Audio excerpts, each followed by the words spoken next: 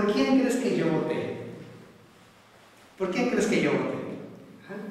Y él me dice, no, pues, tienes tipo de que votaste por AMLO. No, ¿qué crees? Uno de los candidatos. López Obrador. ¿Tienes tipo de que votaste por AMLO? Le digo, hago esto mucho, juego mucho con esto. Me quedo con cara de póker. Entonces la persona está así y a veces empiezan a hablar de otra cosa, ¿no? Digo, espera. Dime algo, me acabas de decir algo sobre mí. ¿Sabes si acertaste? Dice, no tengo ni idea. Digo, ¿y te interesa saber si acertaste? Dice, pues la verdad sí. Digo, ¿y qué te llevó a no preguntarme? ¿Qué pasó entre nosotros que en vez de preguntarme, te fuiste por otro lado? ¿No? Y entonces eso se pone interesante. Pero supongamos que sí me preguntó, que se me dijo, ¿y? ¿Sí votaste por AMLO? Entonces yo le hubiera dicho, sí voté por AMLO, pero detente. ¿Cómo es para ti saber que votamos por él mismo? ¿Sería igual para ti estar hablando de esto si te imaginaras que yo voté por el PRI, por el que ganó? Si te imaginaras que yo voté por el PRI, ¿podrías hablarme de esto de la misma manera? Dice, no, te hablo de esto porque me imagino que votaste por AMLO. Si yo me imaginara que votaras por el PRI, no te hablaría de esto nunca. Entonces, en su platicarme, estoy incluido. ¿Te fijas? Él ya me incluye en su hablar. Él ya me escuchó antes de hablarme de lo que quería hablar. Entonces, yo creo que pasa lo mismo con nosotros. Yo creo que mi paciente que dice que es Jesucristo y que yo soy un ángel, él sabe, en algún nivel, sabe que yo no creo en eso. Y vino a hablarlo especialmente conmigo. No lo quiso hablar con nadie más. Fíjate qué interesante. Él quería hablar conmigo de eso. Quería hablar con alguien que lo recibiera y que no lo creyera. ¿Te fijas? Eso es interesante. Entonces, parto de esa base. Parto de la base de que la persona sabe cosas de mí, simplemente por verme. Pero esto me pone en un riesgo terrible, en un riesgo emocional. Te voy a contar otro ejemplo rápidamente. Llega conmigo un paciente y su problema era: me masturbo mucho. Ese es su asunto. Me masturbo mucho. Entonces le pregunté, yo me imaginando, pues, ¿cuántas veces al día, no? ¿Te masturbas mucho? ¿Cuántas veces al día? 2 o 3 veces a la semana. Ya, ¡ay, hombre! ¿No? Entonces, ¿y cuál es el problema? Es pecado. Entonces yo pienso de inmediato, ¿cuál es el problema? La culpa. El problema es la culpa. Mi tarea es ayudarlo a que se masturbe a gusto, ¿no? Mi tarea es ayudarlo a que se le quite esa pinche culpa, ¿no? Que se masturbe gozosamente, ¿no? Bueno, estuvimos 6 meses batallando con el asunto. Yo le llevaba artículos científicos, ¿no? Artículos que hablaban de que la masturbación masculina ayuda a prevenir el cáncer de próstata. ¿No? Yo le llevaba artículos, mira. Y él me decía, Jackie, todo esto yo lo sé. Yo soy un hombre de ciencia, lo sé. Es solo que también soy un hombre de fe. Entonces, como también soy un hombre de fe, sé que es un pecado. Que cuando derramo la semilla, insulto a Dios en el rostro por derramar la semilla. Entonces, toqué vergüenza. Se dio cuenta y me pidió disculpas. Dijo, perdóname, no te quise reconocer. Y yo, no, es que no me lo esperaba. ¿No? ¿Te sientes bien? Para un pecador arrepentido, entrar al reino de los cielos, que para el que nunca peca. Y él era o es un hombre muy bueno, muy noble, de un gran corazón, de una familia muy adinerada, que se dedicaba a hacer labor social.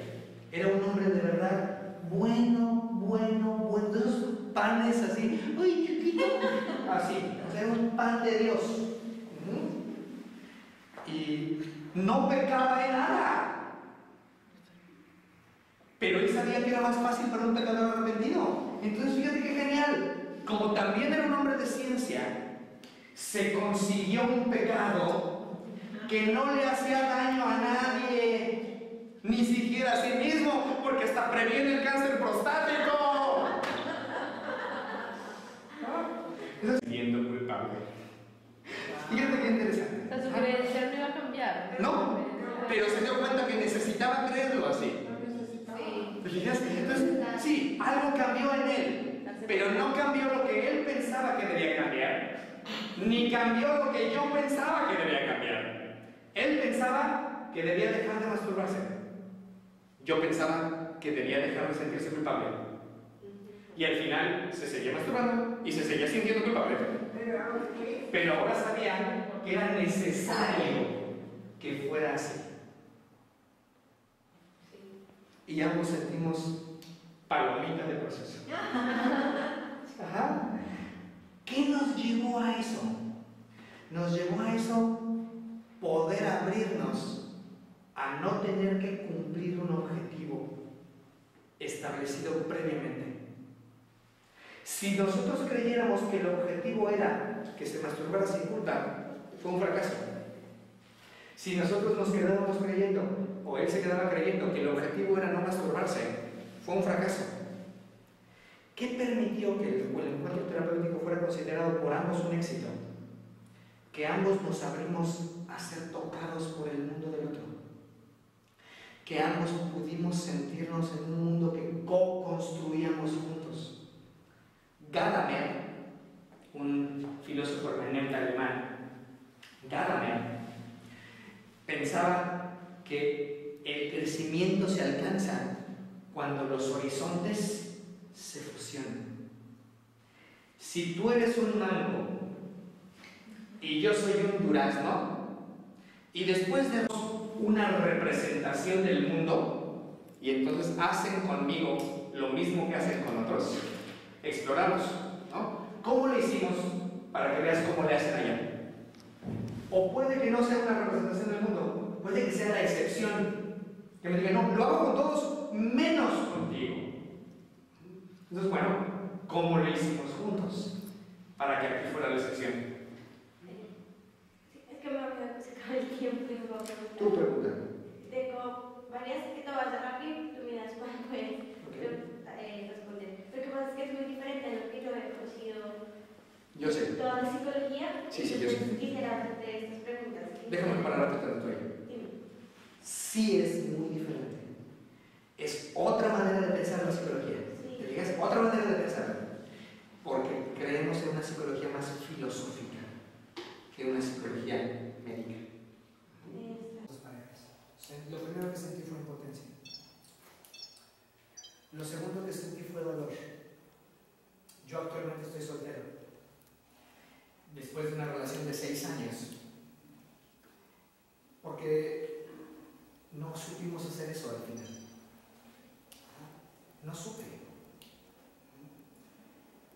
No siempre sé hacerlo, ni siquiera con mis pacientes. Con mi pareja, puta. Qué complicado. Es todo un reto. Creo que podemos a ratos. A veces sí, a veces no. Ojalá podamos más seguido. Una de las cosas que me imagino que puede ayudarme a hacerlo más seguido es practicarlo con otros que no son mi pareja. Practicarlo en terapia personal. Practicarlo con mis seres queridos. La pareja y los hijos son el talón de Aquiles de todo el mundo. Quizá, si puedes hacer estas preguntas con otras personas, con tiempo para reflexionar juntos, lleguen cada vez más a nuevas respuestas. Me encantaría darte una respuesta más concreta, pero no la sé. Yo me siento y recibo tu sinceridad y también tengo una influencia. Sé muchas cosas, he aplicado muchas cosas con muchas personas, pero conmigo no. Quizá es importante que te acuerdes de algo que dije en la conferencia. Fenomenológicamente hablando, no importa cuánto sepas, nunca basta. Cuando estás frente al otro que es único e irrepetible, todo lo que se ha dicho de la humanidad entera se pone en cuestionamiento. Todo lo que se ha dicho de los hombres, de las mujeres, de los niños, de los jóvenes, de los adultos, de los ancianos, puede ser cero válido frente a la persona que tienes enfrente. Me gustaría decirte que me encantaría que te acuerdes de esto la próxima vez que estés frente a él. Acuérdate de que todo lo que sabes no aplica con él. Y quizá puedas, y te lo deseo de corazón, quizá puedas abrirte a que él te enseñe. Como en el director que pedía que hicieras al Hitler amoroso. Quizá puedas, pero si no puedes, eres de mi club. Te entendería perfectamente. Gracias por compartirnos eso. No, gracias a los buenos. Tú. ¿Te puedo hablar? Gracias por esperar. Esperaste mucho. Tú cierras. ¿Tú vas a la ¿no? ¿Ya no tienes? Sí. Bueno, hagamos algo. Si te cuesta trabajo ahorita confeccionarla, te dejo una tarjeta mía. Y me encanta dialogar sobre esto, me encanta. No me molestas en nada si me mandas un mail con preguntas. ¿No? Al contrario, colaboras con mi pasión. Colaboras con que siga pensando y reflexionando. Entonces, si tienen, esto se lo digo se lo ofrezco a ella, pero se lo ofrezco igual a los demás. Siéntanse en la libertad de escribirme. Ahorita les voy a decir cuál es mi email. Y siéntanse en la confianza de escribir.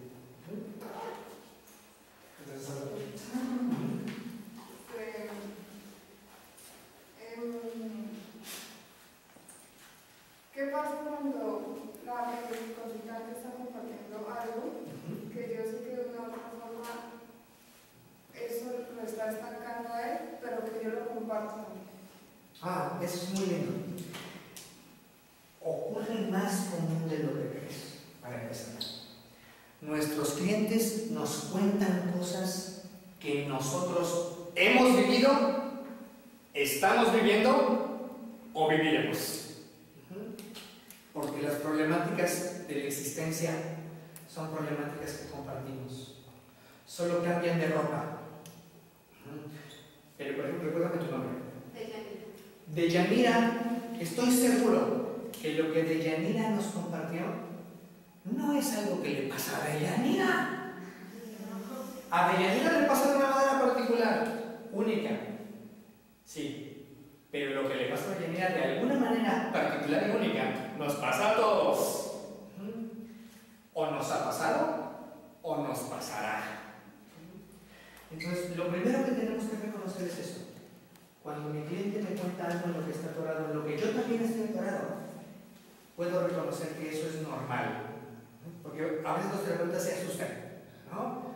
Es normal, porque es la condición humana. Segundo, si es algo que te conflictúa mucho, es un buen recordatorio de que quizás es momento de que vuelvas a tu terapia personal. 3. Si está muy presente para ti, necesitas tener un buen apoyo en tu supervisor o en tu grupo de supervisión. Vas a tener que recurrir mucho a ellos. esos días. Yo te recomiendo algo. Ten un grupo de supervisión de amigos o de amigas. Yo tengo un grupo, somos 4. Un logoterapeuta de mucho prestigio en México. El que a mi gusto es el mejor terapeuta gestalt de México. Y un terapeuta rogeriano. Y yo. No nos juntamos por enfoques, aclaro. Nos juntamos porque somos amigos. ¿Ah? Somos amigos y cada quien eligió un enfoque diferente, pero somos muy buenos amigos. Hace 14 años decidimos vernos una vez a la semana, 2 horas, los 4. Y desde hace 14 años nos vemos todos los lunes de 2 a 4, comemos juntos. Todos los lunes de 2 a 4. Y a veces chismeamos. A veces hablamos de política. A veces alguno dice, tengo un problema. Y a veces alguno dice, supervísenme. Necesito supervisión. Te recomiendo, consíguete un grupo así. Un grupo en el que sepas que siempre puedes recurrir a ellos. De tal manera que cuando estás con tu cliente y te cuenta algo en lo que tú también estás atorada, tú sabes que no estás a la deriva, que tienes un grupo que te puede apoyar, que tienes una red de apoyo disponible a la mano. Esa es otra recomendación. Y por último, ¿qué haces en el momento específico? Esa es la decisión más difícil del terapeuta. Depende del estilo personal, depende del tipo de relación que estableces con tu consultante, depende del momento de la terapia. No es lo mismo esto que te voy a decir al principio que después de varios meses, que después de varios años de relación terapéutica. No es lo mismo al inicio de la sesión, a la mitad de la sesión, al final de la sesión. No es lo mismo cuando el cliente está lleno de emoción o cuando el cliente está en un momento más apaciguado. No es lo mismo cuando te está reflexionando sobre eso, de cuando está metido en la experiencia. Entonces depende de muchas cosas. Tú tienes que tomar la decisión entre abrir el espacio para que tu propio proceso te ayude a hacerle preguntas, que tu propio proceso te ayude a acompañarlo, que tu propio proceso te ayude a ver qué le pregunto para ayudarlo a profundizar. Esa es una opción. Otra opción es que tu propio proceso, poner atención a que no te estorbe. ¿Cómo te estorbaría? Pensar que la persona lo vive igual que tú y a lo mejor lo vive de otra manera. Entonces, aguas con creer que él lo vive igual que yo. Segundo. Y tercero, para contárselo. Para poder decir, híjole, yo estoy viviendo algo parecido. Quiero poderte acompañar y me asusta acompañarte porque me revives mi propia problemática. Pero bien, después la regla básica. ¿Qué te pasa con que te diga que yo también lo estoy viviendo? ¿Te dan ganas de cuidarme? ¿O te sientes que lo compartimos? ¿Qué te está ocurriendo con que yo te lo comparta? Pero esa decisión es una decisión que se basa en la intuición del terapeuta. Y muchas veces nos equivocamos. Muchas veces intuimos que hay que callar cuando convenía hablar. O que hay que hablar cuando convenía callar. Nos equivocamos y nos equivocamos y nos equivocamos. Pero es de los errores de donde más aprendemos. Entonces quiero concluir agradeciéndoles haber estado aquí, su participación en los ejercicios, con sus preguntas, su confianza en que podían encontrar en estas 2 horas algo enriquecedor para ustedes. Gracias. Y quiero terminar con un poema. Es un poema de Samuel Beckett. Samuel Beckett es un poeta inglés que muchos de sus poemas, muchas de sus poesías son profundamente existenciales. En inglés rima perfectamente, pero se los voy a decir en español. El poema dice: siempre intentando, siempre fallando, No importa. Intentando de nuevo. Fallando de nuevo. Fallando mejor. Yo lo tengo en una tarjetita. Y tengo esa tarjetita puesta en el tarjetero, siempre a mi vista en el consultorio. De tal manera que de vez en cuando volteo y lo miro. Y ya sé que me voy a equivocar. Pero ojalá y cada vez me equivoque mejor. Porque mucho de ese trabajo depende de la intuición. Muchas gracias.